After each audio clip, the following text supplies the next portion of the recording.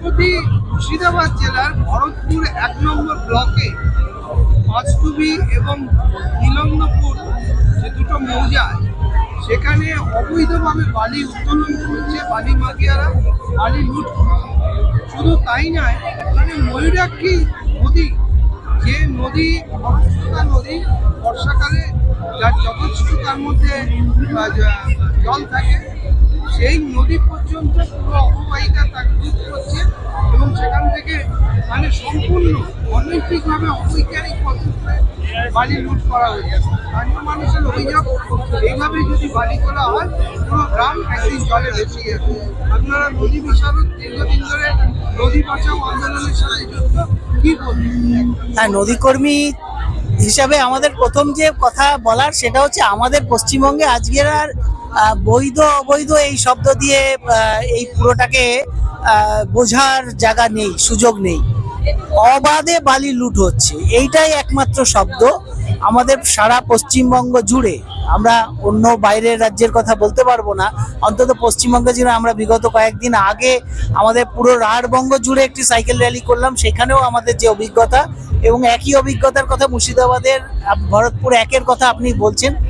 অবাধ, এবং এই অবাধে বালি লুট এর যে জায়গায় নিয়ে যাচ্ছে আমাদের বাংলার নদীকে এবং নদী পাড়ের বাসিন্দাদের জীবন জীবিকা বাস্তুতন্ত্রকে, সে একটা ভয়ঙ্কর খাদের কিনারায় চলে যাচ্ছে।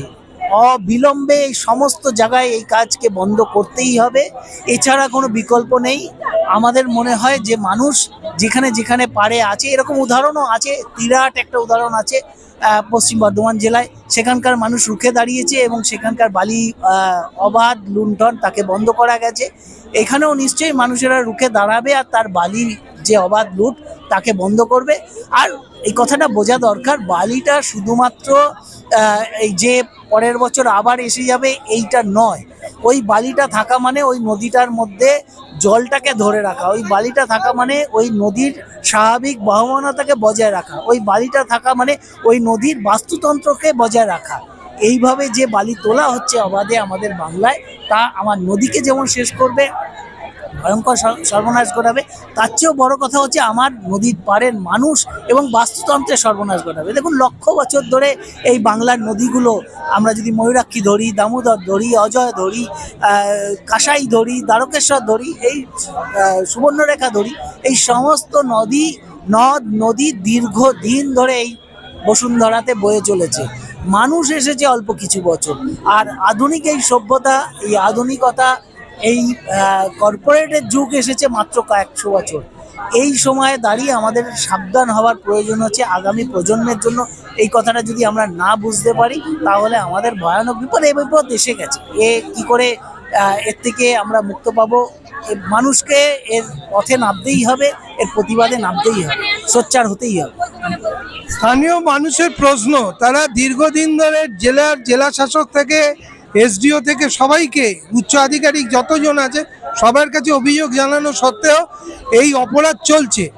এরপরে কোথায় তারা জানাতে পারে? মাইন্স অ্যান্ড মিনারেলস সেন্ট্রাল গভর্নমেন্টের একটা দপ্তর, সেখানে জানিয়ে কি কোনো লাভ হবে? কি বলবো? জানাতে তো হবেই, তারা তো সবাই জানেন।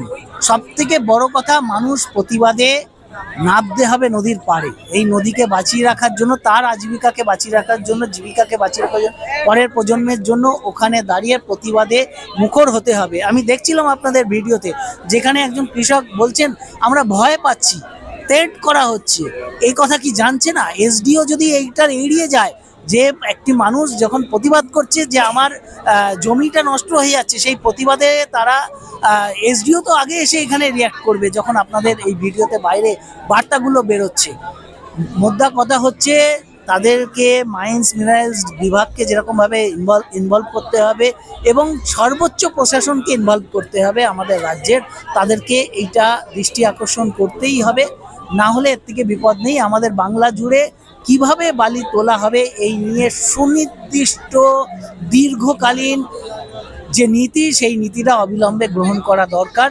সেই তার দাবিতে মানুষকে সোচ্চার হওয়া দরকার। আমরা নদী বাঁচাও জীবন বাঁচাও আন্দোলনের পক্ষ থেকে এই যে মানুষেরা ওখানে প্রতিবাদ করছেন তাদের সমর্থনে আছেন। তারা যেভাবে বলবেন আমরা তাদের সঙ্গে পাশে অবশ্যই থাকবো। আপনার নামটা একটু আমি নদীকর্মী তাপস দাস। নদী বাঁচাও কমিটি এই মুহূর্তে তো সারা বাংলা জুড়ে আপনারা একটা র্যালি করলেন, কতটা সারা পেয়েছে? নদী বাঁচাও জীবন বাঁচাও আন্দোলন এবং তার সহযোগী আন্দোলন যে পরিবেশ সংগঠনগুলো রয়েছে, বিজ্ঞান সংগঠন, সবাই মিলে করা হয়েছে, যৌথ একটা ছিল এই কর্মসূচি।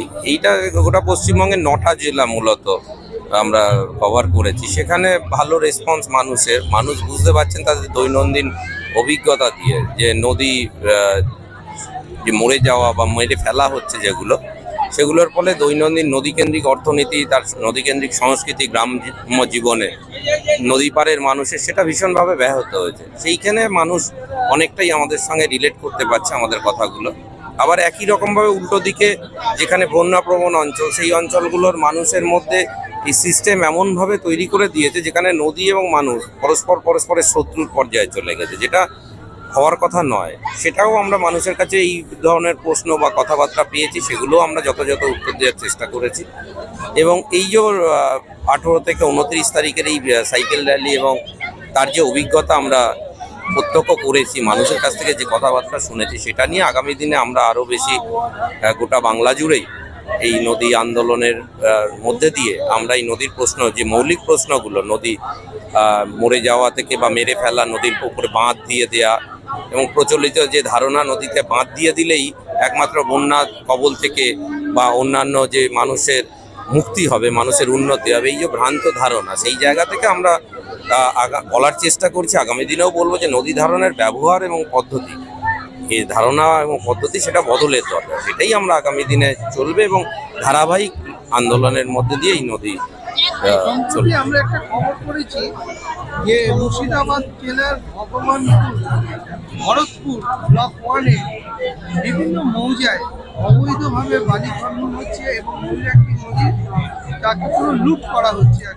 দেখুন, নদী থেকে বালি লুট করা, নদী থেকে বালি তো এতদিন আমরা জানতাম, এটা পশ্চিমবঙ্গে একটা শিল্পের পর্যায়ে পরিণত হয়েছে এবং প্রচুর অর্থনৈতিক কারণেই প্রচুর ছেলে মেয়েদের, মানে বিশেষ করে অল্প বয়সী ছেলেরা যারা একটা সেকশন, তারা মনে করছে নদী থেকেই বালি লুট করে সেটা উপার্জনের একটা মাধ্যম, এবং এটা একটা শিল্পের পর্যায়ে নিয়ে গেছে। নদী থেকে বালি তুলতে তুলতে বালি তলায় পাথরের যে স্তর, সেই পাথরগুলো পর্যন্ত তোলা হচ্ছে পশ্চিমবঙ্গের বিভিন্ন জায়গায়, বিভিন্ন নদী, বিশেষত রাঢ়বঙ্গের নদীগুলোতে আমরা এই অভিজ্ঞতা দেখেছি। ফলে মালদা জেলার গঙ্গা ভাঙন বা অন্যান্য বলতে গেলে তার সঙ্গে ফারাক্কা বাঁধের যে বিষয়, সেটাকেও আমাদের উল্লেখ করা বা আমাদের রিথিং করা উচিত। এই বাঁধগুলো দিয়ে আদতে কতটা মানুষের মঙ্গল হয়েছে, এইগুলো আমরা মানুষের কাছে রাখছি, প্রশাসনের কাছে রাখার চেষ্টা করছি যে আসলে বাঁধ দিয়ে নদীর স্বাভাবিক গতিধারাকে অবরুদ্ধ করে কোনো মানব কল্যাণ হতে পারে না।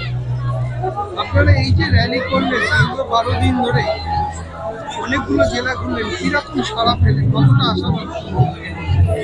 এই রকম যে অবস্থার মধ্যে পরিবেশ এবং নদীর এই পারিপার্শ্বিক যে পরিবেশ পরিস্থিতির মধ্যে আমরা সবাই যেখানে উপভোক্তায় পরিণত হয়েছি, প্রতিটা মানুষ এই ভোগবাদী ব্যবস্থায়, সেখানে নদী ব্যবহার ধারণার পদ্ধতি বদল বা ইত্যাদির যে সারা, সেটা মিশ্র প্রতিক্রিয়া। একটা শ্রেণী বেশিরভাগ মানুষ মনে করছেন, বিশেষত গ্রাম্য জীবনের যে মানুষ, তারা নদীর বালি চুরি থেকে নদী মরে যাওয়া ইত্যাদি, সেটা তারা ভীষণভাবে উপলব্ধি করছেন।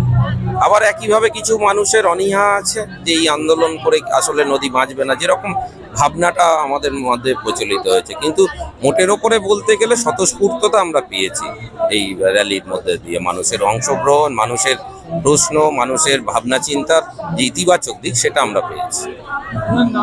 আমার নাম সঞ্জয় দাস, আমি নদী বাঁচাও জীবন বাঁচাও আন্দোলনের একজন কর্মী।